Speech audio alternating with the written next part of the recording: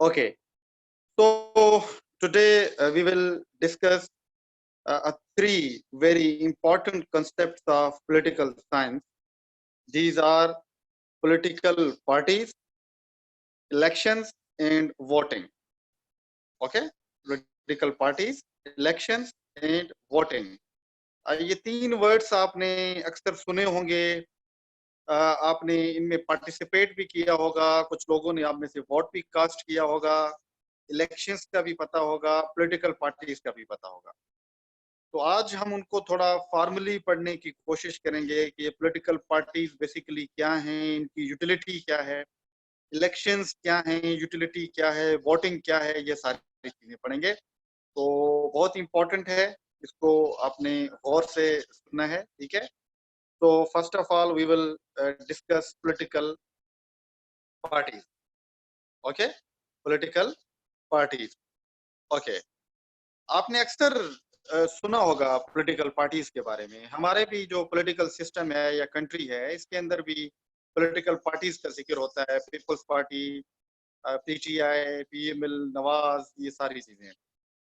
हर political system के अंदर कोई ना कोई पार्टी होती है, स्पेशली जो आपकी डेमोक्रेसी है उसके अंदर। यानी जो डेमोक्रेसी है, जो डेमोक्रेटिक कंट्री है, ये सवाल ही पैदा नहीं होता कि डेमोक्रेटिक सिस्टम के अंदर पॉलिटिकल पार्टीज ना हो। तो political parties are the part and parcel of democratic political system, ये उनके अंदर जरूर होती हैं, ठीक है। अगर देखा जाए तो political parties are found in the vast majority of countries in most political system. दुनिया के तकरीबन कंट्रीज के अंदर आपको पॉलिटिकल पार्टीज मिलेंगी।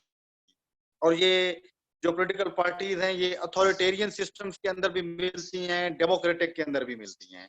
अथॉरिटेरियंस का मतलब ये है कि ये जो हैं आपको, जो डिक्टेटर्स हैं या कुछ डिक्टेटर स्टेट्स हैं, ये उनके अंदर भी आपको मिलती हैं। और साथों साथ ये आपको जो डेमोक्रेटिक कंट्रीज हैं, ये उनके अंदर भी आपको मिलती हैं। तो दोनों तरफ से आप इनको देख सकते हैं, चाहे डिक्टेटरशिप हैं या चाहे अथॉरिटेरियन रिजीम्स हैं या चाहे आप डेमोक्रेटिक हैं। जैसे चाइना है, चाइना अथॉरिटेरियन सिस्टम है, तो उसके अंदर भी आपको पॉलिटिकल पार्टी मिलेगी, कम्युनिस्ट पार्टी है। डेमोक्रेटिक के अंदर भी आपको मिलेंगी। फर्क ये होता है कि जो अथॉरिटेरियन पार्टीज होती हैं, जो सिस्टम्स होते हैं, वो प्रॉपर इलेक्शन से नहीं आती हैं। और जो डेमोक्रेटिक होती हैं, उसमें प्रॉपर सिस्टम से, प्रॉपर इलेक्शंस के जरिए पॉलिटिकल पार्टी आती है। जो पॉलिटिकल पार्टीज हैं जहां भी आपको मिलेंगी, उनकी अपनी कुछ आइडियोलॉजीज होंगी। लाइक आपने सुना होगा, ये लेफ्ट पार्टी है, लेफ्टिस्ट है, ये राइटिस्ट है, ये सेंट्रलिस्ट पार्टी है। तो हर एक पार्टी की अपनी एक आइडियोलॉजी होती है। कोई रिलीजियस होगी, कोई पार्टी आपको सेक्युलर नजर आएगी, कोई पार्टी आपको लेबर की बात करते नजर आएगी, कोई कैपिटलिज्म की बात करते नजर आएगी। तो there are different types of political parties और different kinds and political parties की अपनी, उनकी अपनी आइडियोलॉजीज भी होती हैं। And thirdly, they may have also some kinds of functions to perform in political system. इन जो भी पॉलिटिकल सिस्टम होता है, पॉलिटिकल सिस्टम का मतलब है जो भी कंट्री होती है, जो भी स्टेट होती है या गवर्नमेंट होती है, उसके अंदर इन पॉलिटिकल पार्टीज के कुछ फंक्शंस भी होते हैं जो उनको परफॉर्म करती हैं, ये पॉलिटिकल पार्टी, ठीक है। तो अगर देखें कि पॉलिटिकल पार्टीज किसी भी पॉलिटिकल सिस्टम का एक इम्पॉर्टेंट हिस्सा है, चाहे वो अथॉरिटेरियन हो या चाहे डेमोक्रेटिक हो। और हर पॉलिटिकल पार्टीज की आइडियोलॉजी होती है अपनी डिफरेंट, और हर पॉलिटिकल पार्टीज के अपने फंक्शंस होते हैं पॉलिटिकल सिस्टम में परफॉर्म करने के लिए। तो अभी हम पॉलिटिकल पार्टीज में भी यही चीजें पढ़ेंगे, उसको डिफाइन करेंगे, कैरेक्टरिस्टिक्स उसकी बयान करेंगे। फिर हम पढ़ेंगे कि आइडियोलॉजीज कौन सी रखती हैं, यानी किस काइंड्स की, कितने टाइप्स की पॉलिटिकल पार्टीज होती हैं। और लास्टली हम डिस्कस करेंगे कि उनके फंक्शंस क्या होते हैं, ठीक है। आई होप यहाँ तक आपको क्लियर हो गया होगा सारा कुछ, ठीक है। तो now we will move. Okay, तो what is a political party? Political party क्या है, ठीक है, आपने भी सुना होगा, देखा होगा। तो a political party is a group of people that is organized for the purpose of winning government by power, by electoral or other means, यानी revolution। मतलब कि ये एक वो ग्रुप होता है लोगों का, पॉलिटिकल पार्टी की बात हो रही है, ये वो ग्रुप होता है लोगों का जिसके अंदर लोग होते हैं, मेंबर्स होते हैं, जिनका मकसद होता है गवर्नमेंट को अचीव करना, गवर्नमेंट को हासिल करना। और वो कैसे गवर्नमेंट हासिल करना? इलेक्शंस के जरिए या इलेक्टोरल प्रोसेस के जरिए, या वो अदर मीन्स का मतलब है रेवोल्यूशन के जरिए।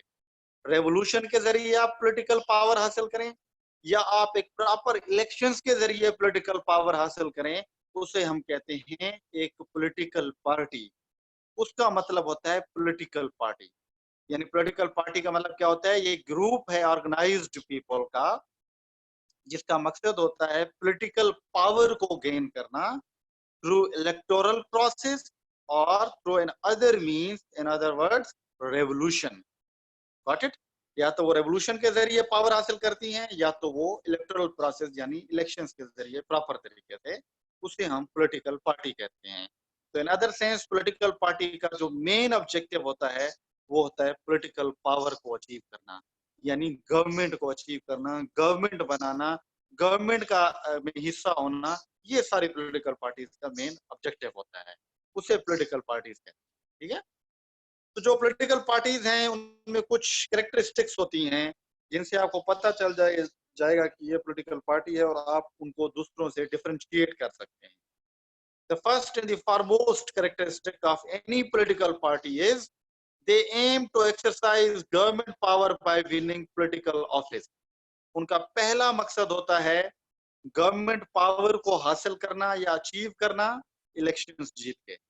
पहली कैरेक्टरिस्टिक ये होती है पॉलिटिकल पार्टी की। हर पॉलिटिकल पार्टी चाहती है कि वो गवर्नमेंट का हिस्सा बने, या तो पूरी गवर्नमेंट वो बनाए, या तो गवर्नमेंट के किसी कोलिशन का हिस्सा बने। ये पहली कैरेक्टरिस्टिक है किसी भी पॉलिटिकल पार्टी। हर पॉलिटिकल पार्टी की यही कोशिश होती है। Secondly, they are organised bodies with a formal membership. दूसरा, पॉलिटिकल पार्टीज के अंदर फॉर्मल मेंबरशिप होती है। फॉर्मल मेंबरशिप का मतलब क्या होता है? फॉर्मल मेंबरशिप का मतलब होता है कि वो मेंबर्स होते हैं पॉलिटिकल पार्टीज के, यानी कि वो ज्यादा से ज्यादा मेंबरशिप बनाने की कोशिश करती हैं पॉलिटिकल पार्टी, ज्यादा से ज्यादा लोगों को अपने अंदर लाने की कोशिश करती हैं। ये दूसरी कैरेक्टरिस्टिक होती है पॉलिटिकल पार्टी की। आपने भी देखा होगा कि जो भी पॉलिटिकल पार्टी है उसकी पहली कोशिश यही होती है ज्यादा से ज्यादा लोग उसके पास आए, ज्यादा से ज्यादा लोग उसके मेंबर्स बने। आपने देखा होगा ये कैंपेन्स चलती हैं, वीक्स चलाए जाते हैं, मंथ्स चलाए जाते हैं, ताकि ज्यादा लोग मेंबर बने उनके। एहतजाज करना, ये किसी के घर चले जाना, ये इसका मकसद क्या होता है? इसका मकसद ये होता है कि ज्यादा से ज्यादा मेंबर्स या सिंपैथाइजर्स बने किसी भी पॉलिटिकल पार्टी के।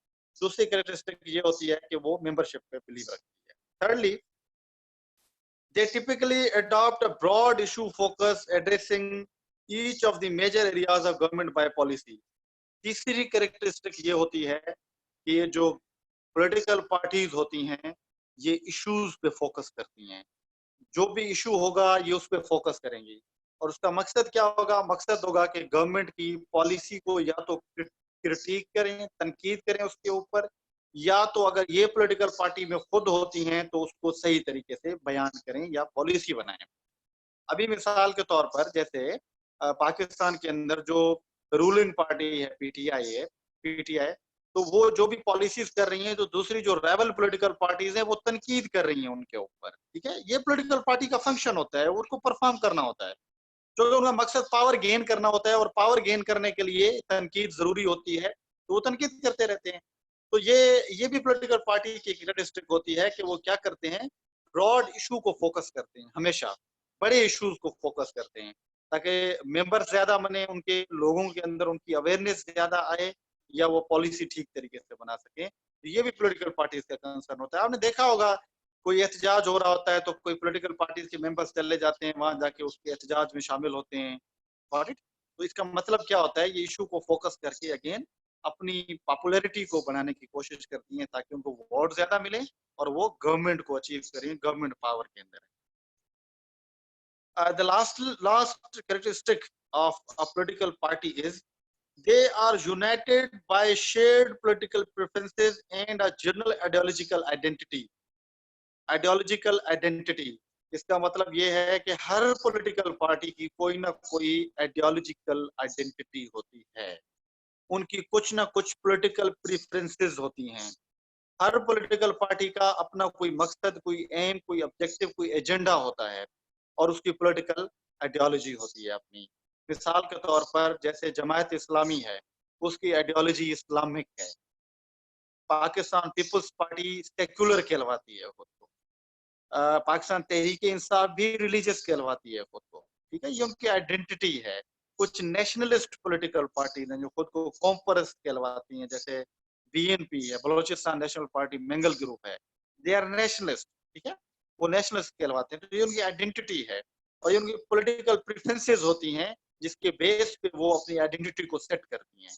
Got it? तो ये भी किसी भी पॉलिटिकल पार्टी का जो है कंसर्न होता है, कैरेक्टरिस्टिक होती है कि वो कोई ना कोई आइडियोलॉजी जरूर जो है अपने साथ होल्ड करती है।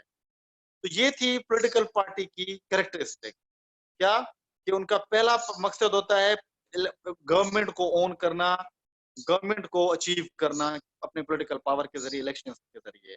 उनकी मेंबरशिप होती है अपनी, वो बड़े इश्यूज को फोकस करते हैं और उनकी अपनी आइडियोलॉजीज होती हैं और उनकी पॉलिटिकल प्रेफरेंसेस होती हैं, जिसके ऊपर उन्होंने चलना होता है।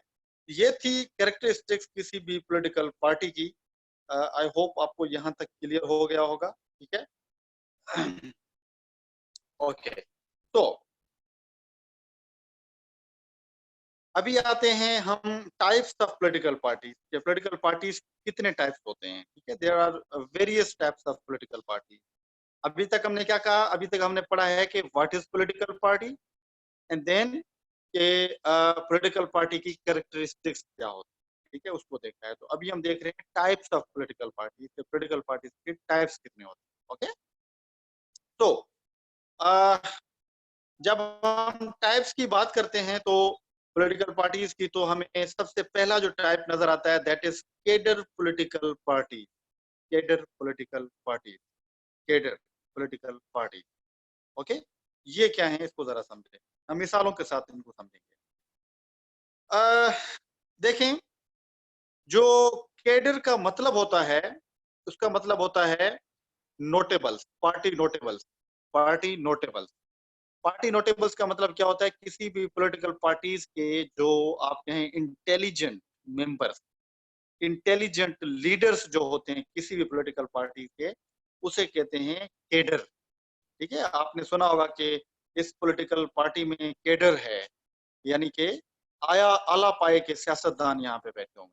ठीक है, लीडर्स बैठे हुए हैं यहाँ पे, उसे केडर हम कहते हैं। ठीक है, तो जो केडर पॉलिटिकल पार्टीज हैं उनका मकसद क्या होता है?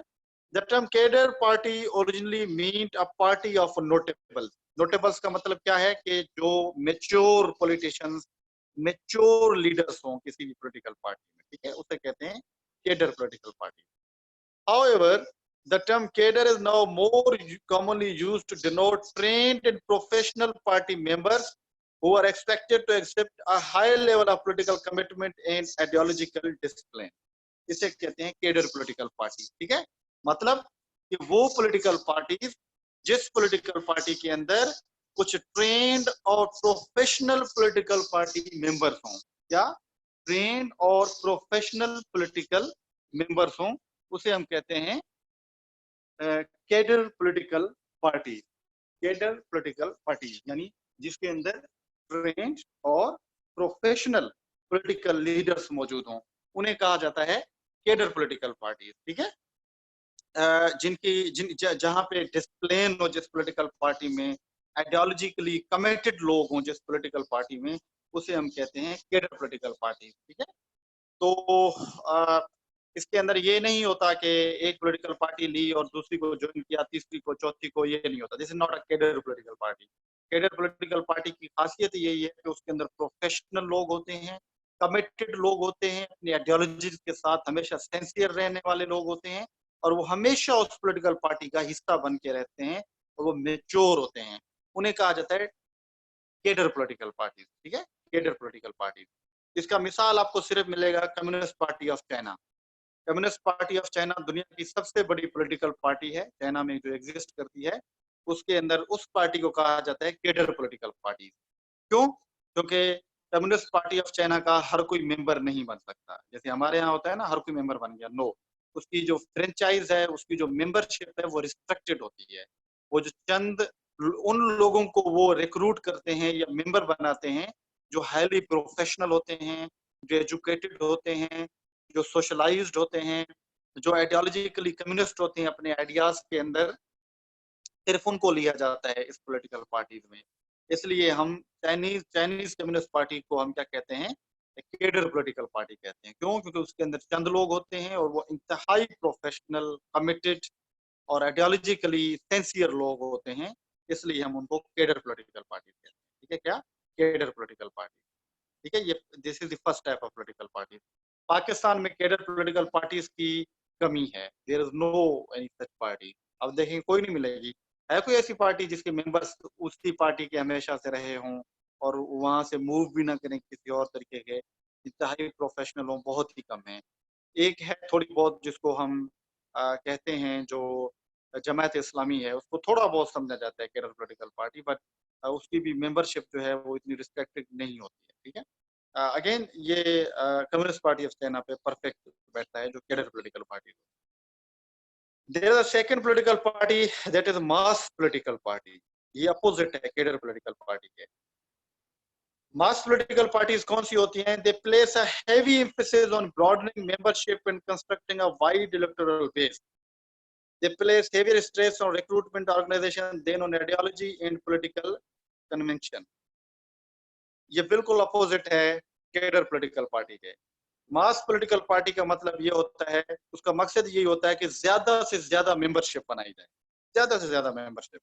अभी उन मेंबर्स के अंदर कोई पढ़ा लिखा है नहीं है, लीडर है नहीं है, प्रोफेशनल है, आइडियोलॉजी का पता है नहीं है, ये कंसर्न नहीं होता मास पॉलिटिकल पार्टीज का।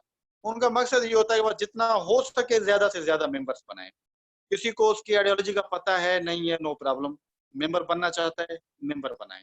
उसे कहते हैं मास पॉलिटिकल पार्टी। क्या? मास पॉलिटिकल पार्टीज। ये टोटल अपोजिट है केडर पॉलिटिकल पार्टीज में। केडर में जो मेंबरशिप होती है वो रिस्ट्रिक्टेड होती है, हर कोई नहीं आ सकता।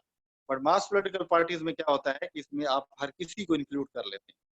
और इट उसे मास पॉलिटिकल पार्टी कहते हैं। तो मास पॉलिटिकल पार्टी में आपको लेबर पार्टी यूके के अंदर देखें, पीपल्स पार्टी है, पीटीआई है, रिपब्लिकन पार्टी है आपकी जो अमेरिका के अंदर है, these all are included in mass political parties. यहाँ पे ये नहीं देखा जाता कि कौन कितना प्रोफेशनल है नहीं है। वो मेंबर बनना चाहता है तो he can be a member of any political party. उसे हम कहते हैं मास पॉलिटिकल पार्टी। ठीक है। It is totally oppose to cadre political parties, क्योंकि केडर पॉलिटिकल पार्टी में इंतहाई प्रोफेशनल लोग और नोटेबल्स और आइडियोलॉजिकली कन्विंस्ड लोग होते हैं सिर्फ वहां पे, और वो रिस्ट्रिक्टेड होते हैं। On the other hand mass political party में क्या होता है कि जो आए आ सकता है और वो मेंबर बन सकता है। ठीक है। ये सेकंड टाइप था पॉलिटिकल पार्टी का। ओके। तो okay, there is another type of political party, that is constitutional political party. Yeah, constitutional political party. Such parties acknowledge the right and entitlements of other parties and operate within a framework, rules and constraints. जो constitutional political parties होती हैं वो हमेशा constitutions के अंदर चलती हैं, वो रूल्स और रेगुलेशन के अंदर चलती हैं। वो ऐसा नहीं होता कि वो एक्स्ट्रा कॉन्स्टिट्यूशन चीजों को फॉलो करें। ठीक है। वो हमेशा क्या करती हैं? कॉन्स्टिट्यूशन के अंदर चलती हैं, वो कॉन्स्टिट्यूशन के अंदर ही वर्कआउट करती हैं। They acknowledge and respect the rules of electoral competition. वो रिस्पेक्ट करती हैं इस चीज की कि इलेक्टोरल कंपटीशन हो रहा है, जो जीत गया वो जीत गया, जो हार गया वो हार गया। ठीक है। ये उसकी रिस्पेक्ट करती हैं जो कॉन्स्टिट्यूशनल पॉलिटिकल पार्टीज होती हैं। They recognize that they can be voted out of power as easily as they can be voted in. वो बिलीव करती हैं ये कॉन्स्टिट्यूशनल पॉलिटिकल पार्टीज के अगर लोग उनको वोट दे के हुकूमत का हिस्सा बनवा सकती हैं तो वही लोग उनको आउट भी कर सकते हैं। ठीक है। उन्हें कहते हैं कॉन्स्टिट्यूशनल पॉलिटिकल पार्टी। ठीक है। क्योंकि वो कॉन्स्टिट्यूशन पे बिलीव करती हैं। वो कहते हैं कि आज हमारी हुकूमत है तो कल नहीं भी हो सकती। लोग सोल पावर हैं, लोग जिनको आना चाहें जिनको ना आना चाहें वो लोग करवा सकते हैं। और उनका पूरा ट्रस्ट होता है जो कॉन्स्टिट्यूशनल प्रोसेस होता है किसी भी स्टेट का उसके ऊपर। ठीक है। उसे कहते हैं कॉन्स्टिट्यूशनल पॉलिटिकल पार्टी। इसकी मिसाल दें तो जो भी मेन स्ट्रीम पॉलिटिकल पार्टीज हैं, जैसे रिपब्लिकन पार्टी हो गई यूएसए में, Pakistan People's party, PTI, BJP, Congress, ये सारी क्या है, कॉन्स्टिट्यूशनल पॉलिटिकल पार्टी। ठीक है, ये बिलीव करती हैं नॉर्म्स को, वैल्यूज को। देखें ना अभी बीजेपी या कांग्रेस का देखें, पहले जो है बीजेपी जीती आई, कांग्रेस जीती आई, तो फिर बीजेपी जीत गई, तो उन्होंने एक्सेप्ट किया कि लोगों ने उनको वोट दिया है तो वो हुकूमत कर सकती है। सिमिलरली आप जब देखते हैं यहाँ पे जो है पीपल्स पार्टी की हुकूमत थी, वो आउट हुई तो नवाज लीग आई, नवाज लीग आउट हुई तो फिर जो है आपको नजर आता है पीटीआई, फिर दोबारा पीटीआई आई, तो लोगों उन्होंने भले उनके उनकी रिजर्वेशंस जरूर थी, बट उन्होंने फाइनली एक्सेप्ट जरूर किया कि इस चीज को एक्सेप्ट करना है। ठीक है, तो ये कॉन्स्टिट्यूशनल पॉलिटिकल पार्टीज होती हैं जो कॉन्स्टिट्यूशन पे बिलीव रखती हैं, और इनके अपोज होती हैं रेवोल्यूशनरी पॉलिटिकल पार्टी। ठीक है, ये बिल्कुल अपोजिट होती हैं कॉन्स्टिट्यूशनल पॉलिटिकल पार्टीज के। सच पार्टीज आर एंटायर सिस्टम और एंटायर कॉन्स्टिट्यूशनल पार्टी, ये सिस्टम को भी नहीं मानती हैं, ये सिस्टम के भी अगेंस्ट होती हैं। ठीक है, such parties aim to seize power and overthrow the existing constitutional structure using tactics that range from outright rebellion and popular revolution. इनका मकसद क्या होता है रेवोल्यूशनरी पॉलिटिकल पार्टीज का, कि जो एग्जिस्टिंग सिस्टम होता है पॉलिटिकल कॉन्स्टिट्यूशनल, उनका बिलीव यही होता है कि इसको खत्म होना चाहिए, एक नया पॉलिटिकल सिस्टम आना चाहिए। वो उस सिस्टम को मानते भी नहीं है। ठीक है, जो रेवोल्यूशनरी पॉलिटिकल पार्टीज होती हैं, तो इसलिए वो क्या कहते हैं, वो कहते हैं कि रिबेलियन होनी चाहिए, बगावत होनी चाहिए, बगावत पे बिलीव रखती हैं वो political party. In some cases revolutionary parties are formally banned, being classified as extremist or anti-democratic। ठीक है, काफी जगहों पे ऐसे होता है कि जो रेवोल्यूशनरी पॉलिटिकल पार्टीज होती हैं उनको बैन कर दिया जाता है। ठीक है, वो उस पर बिलीव ही नहीं रखती हैं, हुकूमत उनको बैन कर देती है, वो एक्सट्रीमिस्ट हैं, वो टेररिस्ट हैं। ठीक है, उनको कहा जाता है। इसकी मिसाल अगर आप देख लें, आपको नाजी पार्टी जर्मनी में, फाशिस्ट इटली में देखें, तो उनका बिलीव यही होता था कि सारे सिस्टम को चेंज करें और नए सिस्टम को टोटली तौर पे लाया जाए। और ऐसा ही हुआ था, नाजी जर्मनी जो हिटलर था, उसने पहले टोटल पॉलिटिकल सिस्टम को खत्म किया और अपना सिस्टम दिया। मेजोलिनी था इटली में, फाशिस्ट पार्टी की बुनियाद रख के उसने भी अपना सिस्टम दिया। बलूचिस्तान के अंदर, सिंध में काफी नेशनलिस्ट तंजीमें ऐसी हैं, पॉलिटिकल पार्टी जो इस चीज पे बिलीव रखती हैं। इंडिया के अंदर जो नक्सलवादी हैं आपको नजर आएंगे, उनको भी रिबेलियन कहा जाता है, साइड पे कर दिया जाता है, क्योंकि वो रेवोल्यूशनरी हैं, तो एग्जिस्टिंग सिस्टम को नहीं मानते हैं, वो नए सिस्टम पे बिलीव रखते हैं, एंटी सिस्टम है, एंटी कॉन्स्टिट्यूशन है, तो उनको कहा जाता है रेवोल्यूशनरी पॉलिटिकल पार्टीज, जो कि एग्जिस्टिंग कॉन्स्टिट्यूशन को नहीं मानती और जो बिलीव करती हैं कि सिस्टम को चेंज होना चाहिए और टोटल नया सिस्टम आना चाहिए। ठीक है, इसलिए वो कॉन्स्टिट्यूशनल पॉलिटिकल पार्टीज की भी क्या होती हैं, मुखालफत करती हैं। ओके, ये है revolutionary political party. Okay, the last type of political party is left wing, right wing and centralist political party। ये आपने हमेशा सुनी होंगी कि ये राइट विंग है, ये लेफ्टिस्ट है, ये राइटिस्ट है, ये सेंट्रलिस्ट है। ठीक है, उसके तो इसको आज हम देखते हैं कि ये कौन सी पॉलिटिकल पार्टी होती है। लेफ्ट विंग पॉलिटिकल पार्टी क्या होती है? Left wing political parties are characterized by a commitment to change in the form of either social reform or wholesale economic transform। ठीक है, इसको लेफ्ट विंग, दाएं बाजी के, जिसको बाएं बाजू की जमातें जिनको कहा जाता है, उनका पहला मकसद ये होता है कि वो हमेशा चेंज पे बिलीव रखती हैं, वो रिफॉर्म पे बिलीव रखती हैं, वो बिलीव रखती हैं कि जो एग्जिस्टिंग सिस्टम चल रहा है उसको चेंज होना चाहिए। पहली कैरेक्टरिस्टिक ये होती है लेफ्टिस्ट की, वो एग्जिस्टिंग सिस्टम को मानते भी नहीं है, वो कहते हैं इसको चेंज होना चाहिए। Secondly, they have traditionally drawn their support from ranks of the poor and disadvantaged working class। Leftist हमेशा पुअर और वर्किंग क्लास की बात करेंगे, वो मजदूरों की बात करेंगे, वो वर्कर्स की बात करेंगे, वो वेजर्स की बात करेंगे, ये इनकी बात करेंगे, लेफ्टिस्ट होंगे हमेशा उसकी बात करेंगे। ठीक है, एंड इसकी एग्जांपल अगर आप देखें, जो कम्युनिस्ट पार्टी है, सोशलिस्ट पार्टी है, चाइना में कम्युनिस्ट पार्टी हो गई, या पीपल्स पार्टी भी खुद को कुछ हद तक क्या कहती है, लेफ्टिस्ट पॉलिटिकल पार्टी कहलवाती है। और आपने देखा होगा जब भी कोई पुअर और डिसएडवांटेज पीपल यानी कंपनीज फैक्ट्रीज का मसला हो, तो पीपल्स पार्टी हमेशा आगे खड़ी होती है। तो ऐसे पॉलिटिकल पार्टीज को लेफ्ट विंग कहते हैं। ठीक है, और लेफ्ट विंग पॉलिटिकल पार्टी हमेशा सेक्युलर होती है, हमेशा सेक्युलर होगी वो, ठीक है। सवाल ही पैदा नहीं होता कि वो रिलीजियस हो। तो लेफ्ट विंग पॉलिटिकल पार्टी हमेशा सेक्युलर होगी, वो रिफॉर्म पे बिलीव करेगी, वो एग्जिस्टिंग सिस्टम को चेंज करने पे बिलीव करेगी कॉन्स्टिट्यूशनल मीन से, ठीक है, और वो सेक्युलर होगी, और वो सोशलिस्ट या कम्युनिस्ट पॉलिटिकल पार्टी, ठीक है, लेफ्ट पॉलिटिकल पार्टी। जब हम राइट विंग की बात करते हैं पॉलिटिकल पार्टी की, तो जो right wing parties are generally uphold the existing social order because they consider it is a force of continuity. Left wing वाले एग्जिस्टिंग सिस्टम को रिफॉर्म करने की बात करते हैं। राइट विंग की जो पॉलिटिकल पार्टीज हैं वो एग्जिस्टिंग सिस्टम पे बिलीव करती हैं। वो कहती हैं कि जो सिस्टम चल रहा है उसको ऐसे ही चलना चाहिए, उसको चेंज नहीं होना चाहिए, ठीक है। वो उस पे बिलीव करती हैं कि ऐसा ही चलना चाहिए, चेंज नहीं होना चाहिए। Their support usually includes business interest and the materially contented middle class. जो राइट विंग पॉलिटिकल पार्टी है वो बिजनेस क्लास को हमेशा फेवर देती है, वो मिडिल क्लास को हमेशा फेवर देती है। Got it. जो लेफ्ट विंग थी वो किसको फेवर दे रही थी, वो पुअर क्लास को दे रही थी, वर्किंग क्लास की बात करती है। जो राइट विंग है वो किसकी करती है, बिजनेस क्लास की करती है। तो इट मीन्स कि वो कैपिटलिज्म को फॉलो करती है। किसको, कैपिटलिज्म को। वो सोशलिज्म को कर रही थी तो ये कैपिटलिज्म को। तो राइट विंग पार्टी हमेशा कैपिटलिस्ट पार्टी होती है, एग्जिस्टिंग सिस्टम के कंटिन्यूटी पे बिलीव रखती है वो, ठीक है। इसकी मिसाल अगर आप देख लें कि जो भी लिबरल पॉलिटिकल कैपिटलिस्ट पार्टीज हैं, जैसे रिपब्लिकन पार्टी हो गई अमेरिका के अंदर, बीजेपी हो गई, पाकिस्तान मुस्लिम लीग नवाज हो गई, ये सारी राइट विंग पॉलिटिकल पार्टीज कहा जाता है। और ये राइट विंग हमेशा क्या होती है, रिलीजियस पॉलिटिकल पार्टी होती है।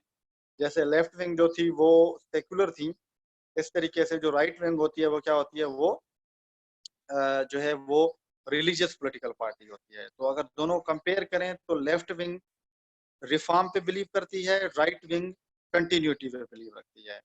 लेफ्ट विंग जो है वो सेक्युलर होती है, राइट विंग हमेशा रिलीजियस होती है। लेफ्ट विंग जो है वो पुअर क्लास, वर्किंग क्लास की बात करती है, राइट विंग जो है बिजनेस क्लास की बात करती है, मिडिल क्लास की बात करती है। लेफ्ट विंग की अगर मिसाल लें तो कम्युनिस्ट सोशलिस्ट पार्टीज उसके अंदर आती हैं, और यहाँ पे लिबरल और कैपिटलिस्ट पार्टी राइट विंग के अंदर आती है, ठीक है। ये एक वो थी। अच्छा, अगर हम इसको ऐसे करें, जो सेंट्रलिस्ट पॉलिटिकल पार्टी है वो क्या होती हैं। सेंट्रलिस्ट का मतलब ये होता है कि जिसमें दोनों फीचर्स होते हैं, बोथ फीचर्स सेंटर में होती है वो, बिल्कुल ही। यानी कि कुछ फीचर्स उसमें लेफ्ट विंग के होते हैं, कुछ राइट के होते हैं। यानी वो रिलीजियस भी होती है और उसके कुछ पहलू सेकुलर भी होते हैं सेंट्रलिस्ट के। वो कैपिटलिस्ट भी होगी और थोड़ी बहुत वो सोशलिस्ट भी होगी। वो रिफॉर्म पे भी बात करेगी और वो स्टेटस को पे भी बात करेगी। मिसाल के तौर पर आप पीटीआई का मिसाल ले लें, तो पीटीआई को सेंट्रलिस्ट पॉलिटिकल पार्टी कहा जाता है। क्या, सेंट्रलिस्ट पॉलिटिकल पार्टी। क्यों, क्योंकि इसके अंदर कैपिटलिस्ट भी है, इसके अंदर वर्किंग क्लास भी है, मिडिल क्लास भी है, इसके अंदर रिलीजियस बात भी होती है और इसके अंदर सेकुलर चीजें भी बयान की जाती है। ये मिडिल क्लास की भी बात करती है, वर्किंग की भी, और साथों साथ ये जो है बिजनेस क्लास की भी प्रोटेक्शन की बात करती है। तो ये था पॉलिटिकल पार्टी के जो टाइप्स हैं उसकी हमने बात की, ठीक है। Types of political party. तो पहली जो थी कैडर पॉलिटिकल पार्टी, सेकेंडली जो थी mass political party, constitutional political party, revolutionary political party, left wing, right wing and centralist political party, ठीक है। और ये आप आसपास जब देखेंगे तो आप उनको कैटेगराइज कर सकते हैं कौन सी पार्टी किस टाइप के अंदर आती है। What it. मैं अभी अटेंडेंस ले लूं जरा, ठीक है। Okay, I am taking attendance.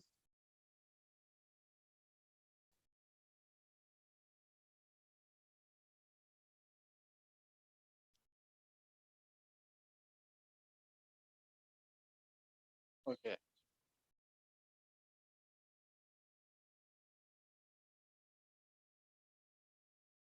Okay, got it. तो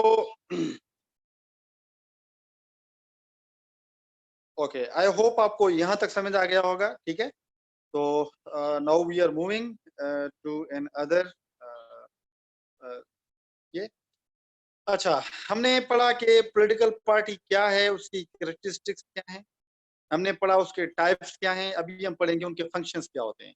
किसी भी पॉलिटिकल सिस्टम के अंदर या गवर्नमेंट के अंदर कुछ मखसूस फंक्शन होते हैं पॉलिटिकल पार्टी के, तो वो क्या होते हैं, ठीक है।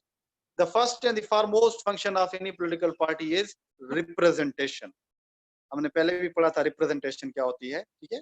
Representation, it is the primary function of political party. It refers to the capacity of parties to respond, to articulate the views of both the members and the voters. तो क्या करती हैं, सबसे पहला फंक्शन होता है पॉलिटिकल पार्टीज का representation. वो किसकी रिप्रेजेंटेशन करती हैं? दो टाइप की रिप्रेजेंटेशन। एक रिप्रेजेंटेशन करती है पॉलिटिकल पार्टी किसकी?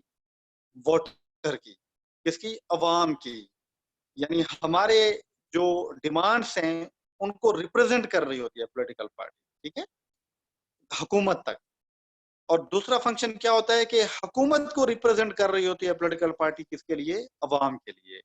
ये इंपॉर्टेंट फंक्शन है पॉलिटिकल पार्टी का। मिसाल देता हूँ इसकी, मिसाल के तौर पर पाकिस्तान तहरीक इंसाफ है, अभी वो एक तरफ गवर्नमेंट को रिप्रेजेंट कर रही है कि गवर्नमेंट क्या क्या कुछ चीजें कर रही है, वो हमारे सामने रिस्पॉन्सिबल है, बता रही है। और दूसरी तरफ से वोटर के सामने भी वो वोटर को भी रिप्रेजेंट कर रही है वहां पे, कि वोटर के भी राइट का, उसकी जो जरूरियात है उसका ख्याल रखा जाए और हुकूमत को भी सही चलाया जाए, ठीक है। ये पॉलिटिकल पार्टी का मेन काम होता है, रिप्रेजेंट करना। हर पॉलिटिकल पार्टी या हुकूमत को रिप्रेजेंट कर रही होती है या किसको? वोटर को रिप्रेजेंट कर रही होती है, ठीक है। जैसे पाकिस्तान मुस्लिम लीग नवाज हो गई, पीपल्स पार्टी हो गई, वो रिप्रेजेंट कर रही है अपनी आवाम को, अपने वोटर्स को, ठीक है, उनकी डिमांड्स को, ठीक है। तो ये पहला काम रिप्रेजेंटेशन होता है। Second, elite formation and recruitment. This is a very important function of any political party. Elite formation and recruitment. Elite formation का मतलब है कि लीडरशिप क्रिएट करना, लीडरशिप बनाना, पॉलिटिकल लीडरशिप, ठीक है। Parties of all kinds are responsible for providing states with their political leaders. ठीक है, हर political party leader provide करती है, ये रिस्पॉन्सिबिलिटी होती है पॉलिटिकल पार्टी। मैंने बताया ना कि जो कैडर पॉलिटिकल पार्टीज होती हैं उसमें लीडर्स ज्यादा होते हैं, रिक्रूटमेंट होती है लीडर की, ठीक है। सॉरी।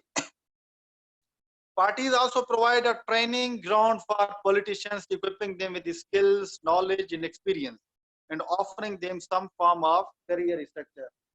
तो जो लीडर्स होते हैं वो हमेशा पॉलिटिकल पार्टीज के बनते हैं।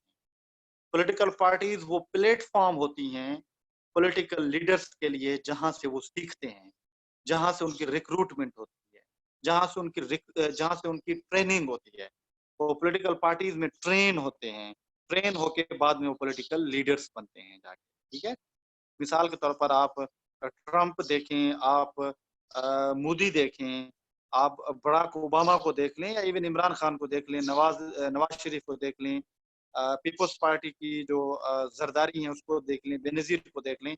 ये पहले पॉलिटिकल पार्टीज में आए और आके वहां पे वर्कआउट किया और काम किया, वहां से सीखा और सीख के बाद में जाके लीडर्स बने, ठीक है। एक ये लीडर्स होते हैं जो एक प्रोफेशनली एक रिक्रूट होके आते हैं, और दूसरे कुछ लीडर्स होते हैं जिन्हें कहते हैं एक्सीडेंटल लीडर्स कहते हैं, ठीक है, जो जिनका कोई कंट्रीब्यूशन नहीं होता, कोई रिक्रूटमेंट नहीं होती है, वो ऐसे ही हादसाती तौर पे आके खड़े हो जाते हैं। जैसे मिसाल दिया जाता है बिलावल भुट्टो जरदारी का, हमजा शाहबाज का दिया जाता है या मरियम नवाज का दिया जाता है, जिनकी कोई ऐसा सच बैकग्राउंड नहीं होता पॉलिटिकल, वो किसी एज के ऊपर सामने आके खड़े हो जाते हैं, तो वो हादसाती एक्सीडेंटल लीडर्स कहते हैं। बट जो कैडर पॉलिटिकल पार्टीज होती हैं उनका पहला काम भी यही होता है कि वो लीडरशिप पे फोकस करती हैं, वो लीडर्स क्रिएट करती हैं। और ये पॉलिटिकल पार्टी का मेन इंपॉर्टेंट फंक्शन होता है कि पॉलिटिकल सिस्टम के अंदर लीडर्स क्रिएट करवा के देना, लीडर्स को स्टेब्लिश करना, ट्रेन करना, ये काम जो होता है ये पॉलिटिकल पार्टी का काम होता है। तो वो लीडर्स बनाना भी पॉलिटिकल पार्टी का ही काम होता है, ठीक है। Lead formation and recruitment, okay okay. Goal formulation, this is the third function of any political party.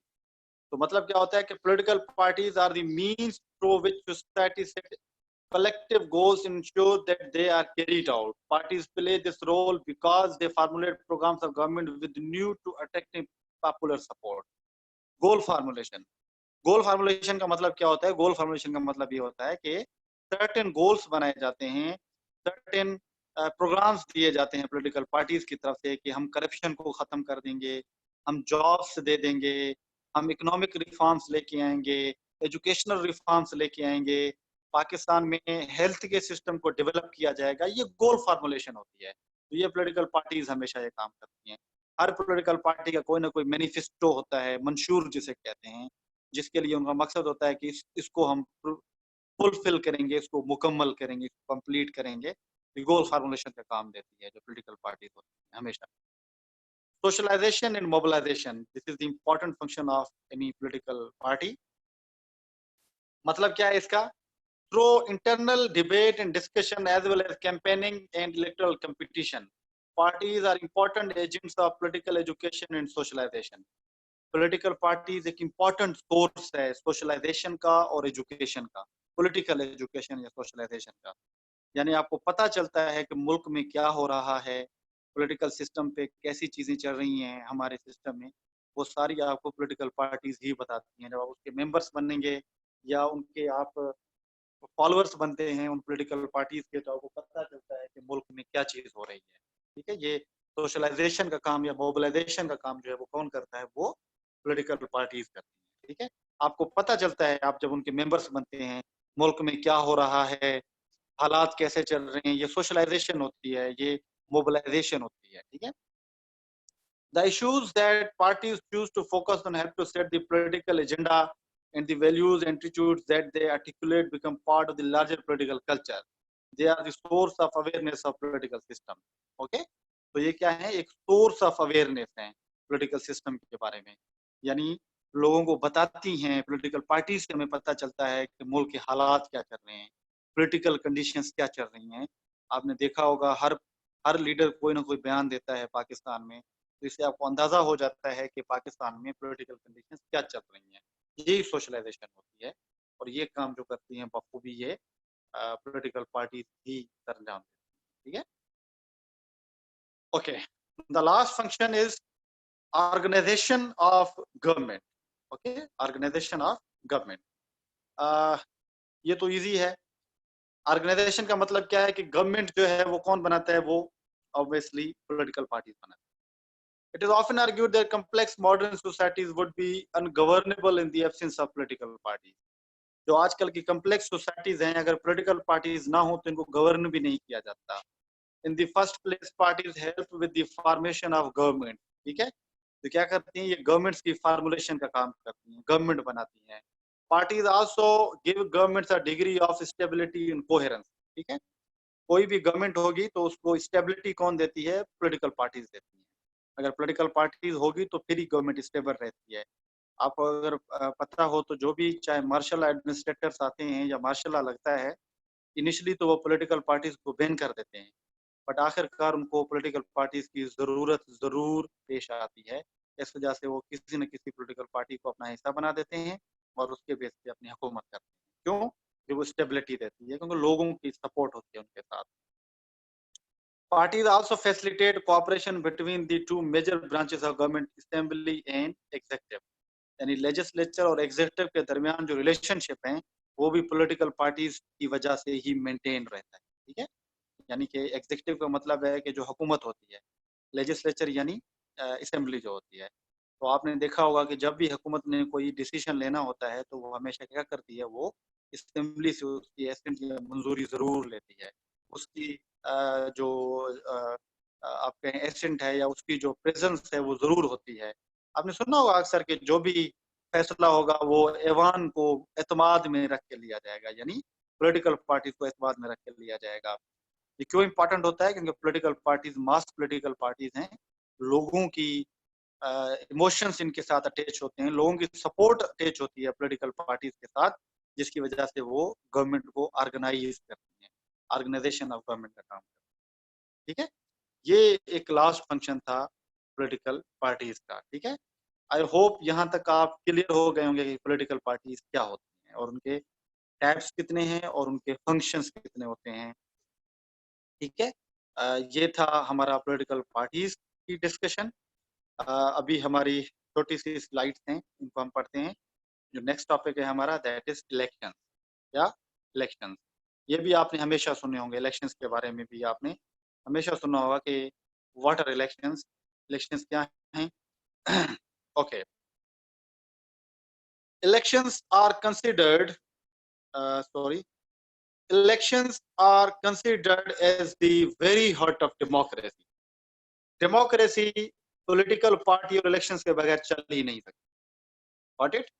ये दोनों फ्यूल हैं डेमोक्रेसी का, क्योंकि पॉलिटिकल पार्टी नहीं होगी तो इलेक्शन किसी काम के नहीं है, तो पॉलिटिकल पार्टी नहीं है तो डेमोक्रेसी हो ही नहीं सकती. Got it? तो डेमोक्रेसी के लिए पॉलिटिकल पार्टी इंपॉर्टेंट है. ओके, तो ये जो इलेक्शंस हैं उन्हें एक हर्ट कहा जाता है डेमोक्रेसी का. All liberal democracies hold competitive election. क्या? Competitive election. कंपेटिटिव इलेक्शन हर डेमोक्रेसी के अंदर कंपेटिटिव इलेक्शन होते हैं. What does mean by competitive elections? Competitive elections का मतलब होता है कि विद अ प्रॉपर टर्म, यानी कि मखसूस टर्म के बाद आप देखेंगे कि आप इलेक्शंस होंगे डेमोक्रेसी के अंदर. कहीं हर 4 साल बाद, कहीं हर 5 साल बाद, कहीं हर 6 साल बाद इलेक्शन जरूर होते हैं. उन्हें कहते हैं कंपेटिटिव इलेक्शन. और ये डेमोक्रेसी के फीचर्स हैं, ये खासियत है कि डेमोक्रेसी के अंदर इलेक्शंस रिपीटेटिव होते हैं, कंपेटिटिव होते हैं. हर 4 साल या 5 साल के बाद जरूर इलेक्शन होते हैं डेमोक्रेसी. ठीक है, ओके. ये एक जोसेफ शम्टर है, एक he is a political scientist. उसने कहा है कि democracy means only that the people have the opportunity of accepting or refusing the men who are to rule them. तो कहते हैं डेमोक्रेसी क्या है? डेमोक्रेसी ये है जहां पे लोगों को ये अपॉर्चुनिटी हासिल हो कि वो खुद डिसाइड कर सकें कि कौन उनके ऊपर रूल करेगा और कौन नहीं करेगा. ये जोसेफ शम्टर कहता है. तो इसका मतलब क्या है कि वोटिंग, वोट, ये वोट से डिसाइड करेंगे लोग, इलेक्शन से डिसाइड करेंगे लोग. जैसे इलेक्शन से डिसाइड करेंगे लोग कि कौन पे हुकूमत करे और कौन नहीं करे. तो इसलिए इलेक्शंस बहुत इंपॉर्टेंट हैं डेमोक्रेसी. कंपेटिटिव इलेक्शन, ठीक है, ये हर्ड कहा जाता है इनको डेमोक्रेसी का. ठीक है, अभी हम देखते हैं कि ये इलेक्शंस होते क्या हैं. ओके, तो meaning of election. What election? An election is a formal group decision making process by which a population chooses an individual to hold public office. Public office का मतलब क्या है? गवर्नमेंट. क्या?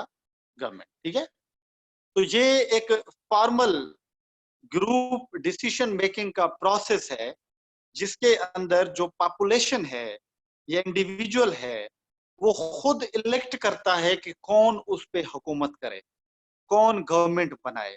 यानी वो प्रोसेस जिसमें इंडिविजुअल को ये राइट हो कि वो डिसाइड करें कि कौन उन पे हुकूमत करे या कौन नहीं करे, उसको इलेक्शंस कहा जाता है. This is election. ठीक है, ओके. सेकेंडली, इट इज, ठीक है, it is usually used in democratic nation. Obviously जो इलेक्शंस है वो डेमोक्रेटिक स्टेट्स के अंदर ही होते हैं, वो आपकी अथॉरिटेरियंस के अंदर नहीं होते, मोनार्किकल के अंदर नहीं होते. मिसाल के तौर पर सऊदीया में इलेक्शंस का कोई कॉन्सेप्ट नहीं है क्योंकि वो मोनार्कियल है. अथॉरिटेरियंस के भी अंदर नहीं है, इतना ज्यादा नहीं होता है, बट ये डेमोक्रेटिक स्टेट्स के अंदर होता है, वहां पे ये इलेक्शन हमेशा से होते हैं. ठीक है, okay. Elections may fill offices in the legislature, sometimes in the executive, and for provincial and local government. Obviously, जो elections होते हैं वो assemblies के लिए होते हैं, जैसे हमारे MPs, MNS के elections होते हैं, वो executive के लिए भी होते हैं. executive का मतलब है कि presidents के लिए होते हैं. आपको मैंने बताया था presidential form के अंदर, जैसे ईरान का president election से elect होता है, अमेरिका का president भी election से elect होता है, फ्रांस का भी, रशिया का भी इलेक्शंस के जरिए होता है. और एमपीएस एमएनएस भी इलेक्शंस के जरिए बनते हैं. प्रोविंशियल लेवल पे एमपीएस भी, लोकल लेवल पे आप यूनियन नाजिम्स देखते हैं, यूनियन चेयरमैन देखते हैं, वो भी इलेक्शंस के जरिए आते हैं. ठीक है, तो ये पब्लिक ऑफिसेज होती हैं, यानी कि गवर्नमेंट जो होती है, तो ये सारे इलेक्शंस के जरिए प्रोसेस होता है. Got it? इसे कहते हैं इलेक्शन. ये क्या? इलेक्शंस कहते हैं, यानी कि वो फॉर्मल प्रोसेस जिसके अंदर लोग या पॉपुलेशन को ये राइट हो कि वो अपने जो हुक्मरान हैं, रूलर्स हैं, उनको इलेक्ट करें. ठीक है, अपने ऑफिस के लिए, डेमोक्रेसी उसे कहते हैं हम क्या? मीनिंग इलेक्शंस कहते हैं. ये election. Okay, this is very important, इसको बड़े गौर से सुने. ठीक है, बड़े गौर से सुने. Types of electoral system. जब इलेक्शंस तो हो जाते हैं, तो इलेक्शंस कितने टाइप्स के होते हैं, ठीक है, इलेक्टोरल सिस्टम जिसे कहते हैं वो कितने टाइप्स का होता है। एन इलेक्टोरल सिस्टम होता क्या है, a set of rules that governs the conduct of elections, यानी वो प्रोसेस, ठीक है, वो रूल्स जो कंडक्ट करते हैं इलेक्शंस को, यानी जिस प्रोसेस के जरिए इलेक्शन को कंडक्ट किया जाए उसे इलेक्टोरल सिस्टम कहते हैं, ठीक है, उसे इलेक्टोरल सिस्टम कहते हैं। जिस जिस प्रोसेस के जरिए इलेक्शंस होते हैं, डिफरेंट इलेक्टोरल सिस्टम्स होते हैं दुनिया में, हम पढ़ते हैं उनको। These rules are across the world in a number of ways, और ये चेंज होते रहते हैं, यानी कि वोट कास्ट करने का या इलेक्शंस का जो तरीकेकार है वो हर स्टेट में डिफरेंट होता है, सेम नहीं होता है। हमारे यहाँ और है, इंडिया में और हो सकता है, बर्तानिया में और है, ईरान में और है, रशिया, फ्रांस, अमेरिका में और हो सकता है, ठीक है। मतलब वोटर्स में भी asked to choose between candidates और बिटवीन पार्टीज। कहीं कहीं पे ऐसे इलेक्शंस होते हैं कि दो कैंडिडेट्स होते हैं, उनको इलेक्ट करना है या पार्टीज को वोट करना है। कहीं कहीं पे ऐसे होता है कि वोटर्स में इधर इलेक्ट सिंगल कैंडिडेट किसी एक को करते हैं, और वोट प्रीफेशनेबली, यानी कि प्रेफरेंस से वोट देते हैं, ragging candidates they wish support और ऑर्डर एक्सेट्रा, यानी कि डिफरेंट इलेक्टोरल सिस्टम्स होते हैं पूरी दुनिया के अंदर, ठीक है। इलेक्टोरल सिस्टम, तो इलेक्टोरल सिस्टम क्या है, ये एक वो रूल्स रेगुलेशन की बॉडी होती है जो इलेक्शन को कंडक्ट करवाती है, ठीक है, उसे इलेक्टोरल सिस्टम कहते हैं। और ये पूरी दुनिया में डिफरेंट होते हैं। डिफरेंट कैसे होते हैं इसको अभी हम देखते हैं इलेक्टोरल सिस्टम के टाइप के अंदर। ओके, दो टाइप्स हैं, बहुत इंटरेस्टिंग है, बहुत इंटरेस्टिंग है, गौर से सुने, ठीक है। Being the student of social sciences और इवन एजुकेटेड होने के नाते इन चीजों को जरूर पता होना चाहिए, ठीक है। The first electoral system is called single, ठीक है, क्या, सिंगल मेंबर प्लूरलिटी, एसएमपी जिसे कहते हैं सिस्टम, या इसे first past the post system भी कहा जाता है। क्या, first past the post system, first past the post, ठीक है, फर्स्ट पास्ट द पोस्ट, या single member plurality electoral system इसे कहा जाता है। ये नाम बड़ा आपको अजीब लगेगा, बट आपको पता चलेगा कि हम भी इसी इलेक्टोरल सिस्टम को फॉलो करते हैं, ठीक है। तो ये क्या होता है, first past the post electoral system क्या है। In this electoral system the country is divided into single member constituencies, usually of equal size on population sizes. First pass the post जो इलेक्टोरल सिस्टम है, इसके अंदर क्या कहा जाता है, सबसे पहले जो कंट्री है उसको डिवाइड किया जाता है पॉपुलेशन के बेसिस पे, यानी हल्का बंदी की जाती है जिसे हम कहते हैं, ठीक है। पॉपुलेशन के बेस पे डिवाइड कर दिए जाते हैं हल्के, और आपके भी आसपास हल्के होंगे, आप भी किसी न किसी हल्के के अंदर रह रहे होंगे, या पॉपुलेशन के बेस पे उसको डिवाइड कर दिया जाता है, डिवाइड होगी चीजें। Then voters select a single candidate, usually marking his or her name with a cross or stamp on the ballot paper. तो इलेक्शंस जब होता है उन कॉन्स्टिट्यूएंसीज के अंदर, तो बहुत सारे लोग इलेक्शन में खड़े होते हैं, और जब बहुत सारे लोग इलेक्शन में खड़े होते हैं तो वोटर जो होता है वो किसी एक बंदे को वोट करता है, सिंगल को, एक को। वोटेड, यानी एमएनए की सीट है तो एमएनए की सीट पे बहुत सारे जो वोटर्स हैं वो खड़े होंगे, बट जो वोटर होगा वो सिर्फ एक को वोट कास्ट करेगा, स्टैंप लगाएगा उस पे, या नाम लिखेगा, या कोई भी स्कीम, ठीक है, बैलेट पेपर पे। अच्छा, फिर the winning candidate leads only to achieve a plurality of votes or simple majority, the first past the post rule. Important, इसकी मैं मिसाल देता हूं आपको। जो आप वोट कराते हैं ना, अभी जो एमपीएस एमएनएस को वोट दिए थे, ये first past the post elections होते हैं, फर्स्ट पास्ट द पोस्ट, ठीक है, यानी जो पहला आ गया वो आगे चला जाएगा, और जो रिमेनिंग रह गए वो पीछे चले जाएंगे। Got it. मिसाल के तौर पर आपके हल्के में भी होगा, एमएनए की सीट है, इलेक्शंस हुए हैं, ठीक है, यानी एक हल्का है, एक सीट है, उसमें एक बंदे ने जीतना है, और कैंडिडेट है वहां पे 15, ठीक है, 15 कैंडिडेट हैं, इलेक्शंस हो रहे हैं। तो जो वोटर्स हैं उस हल्के में, उन 15 में से एक को वोट कराएंगे, जो जिसको भी कराए। मिसाल सपोज करें 1 लाख वोट है वहां पे, 15 कैंडिडेट है, एक ने जीतना है 15 में से, और 1 लाख जो वोटर है वो हर किसी को अपनी प्रेफरेंस के हिसाब से वोट कराएगा, एक वोट कराएगा। और फाइनली जीतेगा कौन? जीतेगा वो जो उन 15 लोगों में से ज्यादा वोट लेके आएगा, वो जीत जाएगा। इसे कहते हैं first pass the post system या सिंगल मेंबर प्लूरलिटी, यानी एक मेंबर प्लूरल वोट लेके जब आएगा तो वो क्या जीत जाएगा, उसे कहते हैं first pass the post system या सिंगल मेंबर प्लूरलिटी। हम जो वोट कास्ट करते हैं वो इसी सिस्टम के बेस पे करते हैं। आपने देखा होगा ना, बहुत सारे कैंडिडेट होते हैं और बहुत सारे कैंडिडेट में से सिर्फ एक जीत के आगे आता है, सिंगल मेंबर जीत के आता है, जो प्लूरलिटी ले लेता है वोट की, बाकी पीछे रह जाता है। ठीक है, तो इस सिस्टम को ब्रिटेन में भी फॉलो किया जाता है, इंडिया पाकिस्तान में भी इसी को फॉलो किया जाता है, सिंगल मेंबर प्लूरलिटी या first pass the post system जिसे कहते हैं। ठीक है, यानी इसका मकसद क्या होता है कि जो कंट्री है उसकी कॉन्स्टिट्यूंसी यानी हल्का बंदियां की जाती है पॉपुलेशन के बेस पे, और फिर वहां पे एक मेंबर ने एक पर्टिकुलर पॉपुलेशन का मेंबर बनना होता है।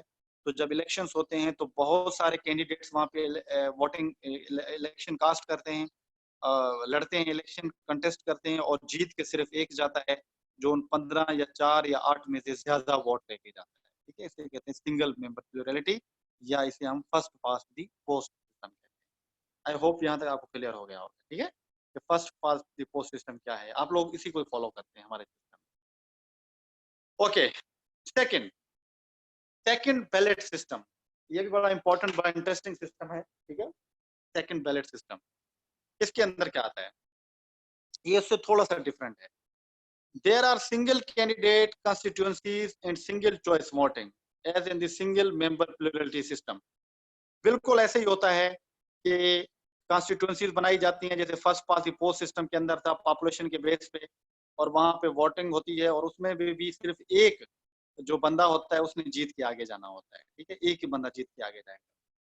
ठीक है, और इलेक्शन लोग ज्यादा खड़े होते हैं वहां पे, बट डिफरेंट कैसे होता है, to win the first ballot a candidate needs an overall majority of the vote cast।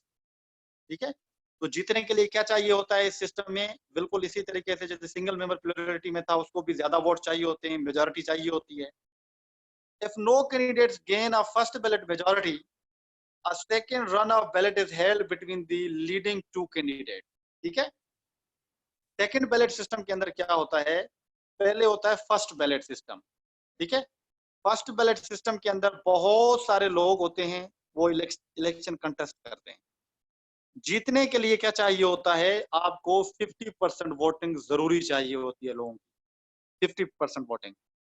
तो इलेक्शंस हुए, इलेक्शंस में अगर कैंडिडेट 50% वोट नहीं ले पाया, क्या 50% वोट नहीं ले पाए कैंडिडेट, कोई भी नहीं लेके पा रहा फर्स्ट बैलेट में, तो फिर क्या होगा, फिर सेकंड बैलेट होगा। क्या होगा, सेकंड बैलेट होगा, इसलिए इसको सेकंड बैलेट कहते हैं। सेकंड बैलेट में सिर्फ 2 कैंडिडेट्स जो होंगे, ओनली 2 कैंडिडेट्स, उनको इजाजत होगी लड़ने की जो ज्यादा वोट लेके आए होंगे। ठीक है, और उन दोनों में से ऑब्वियसली 2 होंगे तो दोनों में से एक ना एक तो मेजोरिटी जरूर लेगा 50%, तो उन दोनों में से जो 50% लेगा वही वोट देगा। ठीक है, ये कहाँ पे इलेक्शन यूज होता है, ये प्रेसिडेंशियल इलेक्शन जर्मनी, फ्रांस और रशिया में, ईरान में ऐसे यूज होते हैं। ठीक है, वहाँ के जो प्रेसिडेंट के इलेक्शन होते हैं उसमें ये सीन होता है कि पूरी जो इलेक्शन के कैंडिडेट के लिए, प्रेसिडेंट के कैंडिडेट के लिए क्या होते हैं, बहुत सारे लोग फॉर्म्स जमा करवाते हैं, इलेक्शन लड़ते हैं। जीतने के लिए 50% वोट लेना लाजमी होता है। तो 8, 10, 15 कैंडिडेट्स होते हैं, लोग वोट करवाते हैं, तो कोई भी उनमें से 50% वोट नहीं ले पाता फर्स्ट बैलेट में। तो फिर क्या होता है, सेकंड बैलेट, दोबारा इलेक्शंस होते हैं, और जो दोबारा इलेक्शंस होते हैं उसमें से सिर्फ 2 जो लीडिंग कैंडिडेट होते हैं, जिनके मेजॉरिटी के वोट होते हैं, सिर्फ वो कंटेस्ट करते हैं, बाकी एलिमिनेट हो जाते हैं। फिर चूंकि वो 2 कैंडिडेट होते हैं उनमें से एक जरूर मेजॉरिटी ले लेता है, फिर जो भी मेजॉरिटी लेता है वो प्रेसिडेंट बन जाता है। उससे कहते हैं सेकंड बैलेट सिस्टम। क्या, second ballot system, this is called second ballot system. ठीक है, उसे हम सेकंड बैलेट सिस्टम कहते हैं। फर्स्ट क्या था, सिंगल मेंबर प्लूरलिटी या फर्स्ट पास द पोस्ट, और दूसरा क्या है, सेकंड बैलेट सिस्टम होता है। तो डिफरेंट स्टेट्स में ये डिफरेंट इलेक्शन सिस्टम चलते हैं। मेजर जो है और जो फेमस है, ज्यादा प्रैक्टिस, ये 2 सिस्टम होते हैं। ठीक है, ये थे इलेक्टोरल सिस्टम के जो टाइप्स हैं उसको हमने देखा। ठीक है, अभी हम आ जाते हैं जो थर्ड हमारा टॉपिक है, दैट इज वोटिंग। ओके, अभी तक जो हमने पढ़ा वो क्या पढ़ा हमने, अभी तक हमने पढ़ा जो है आई थिंक हम यहाँ पे ही इसको स्टॉप करते हैं, ठीक है, जो है सेकंड बैलेट सिस्टम तक। तो आपका आई होप आपका यहाँ तक ये चीज क्लियर हो गई होगी, जो आज मैं रिपीट कर रहा हूँ चीजों को, कैसे हमने चीजों को किया है, ठीक है, ताकि आप लोगों को क्लियर हो जाए ये सारी चीजें। तो we basically started from the political parties क्या हैं। तो जो पॉलिटिकल पार्टीज जो हैं, अगर उसकी बात हम की जाए तो हमें पता चलता है कि अ, किसी भी इलेक्टोरल सिस्टम के अंदर या किसी भी डेमोक्रेटिक पॉलिटिकल सिस्टम के अंदर पार्टीज की बहुत ज्यादा अहमियत होती है, ठीक है, वेरी इसेंशियल। और हमने पढ़ा कि पॉलिटिकल पार्टी क्या होती है, हमने उसको डिफाइन किया, और फिर हमने उनके टाइप्स को पढ़ा, और फिर हमने उनके फंक्शंस की बात की। Then we studied the elections की, इलेक्शंस क्या होते हैं, इलेक्शंस हर्ड होते हैं डेमोक्रेसी का, और फिर हमने पढ़ा कि इलेक्शंस कितने टाइप्स के होते हैं, ठीक है, इसको हमने डिस्कस किया। और जो हमारा, और फिर हमने पढ़ा कि single member plurality election electoral system होता है, और first second ballot voting system होता है इसको। हमारा जो नेक्स्ट लेक्चर होगा इंशाल्लाह, हम उसके अंदर हम वोटिंग बिहेवियर को डिस्कस करेंगे, ठीक है, वोटिंग बिहेवियर क्या होता है, वोटिंग क्या होती है, और जो मजीद टॉपिक्स हैं उसको हम करेंगे। यहाँ तक हमारा लेक्चर जो है वो कंप्लीट हुआ, ठीक है।